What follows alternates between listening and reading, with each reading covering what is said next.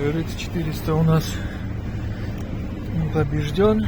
Дело вот в этой центральном мониторе было. Там американское видео нашел в интернете и сайт по приусам. Там такие же ставятся. Они ставятся и на LS. Просто вот эти вот кнопки у них сбоку вот здесь идут.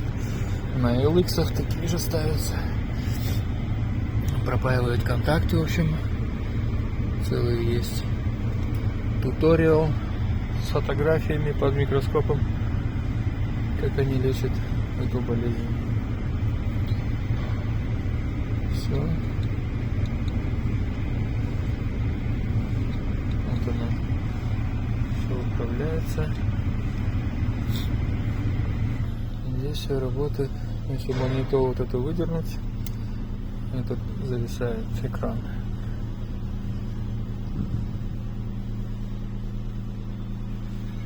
Вот. Сейчас осталось сервопривод поменять, потому что он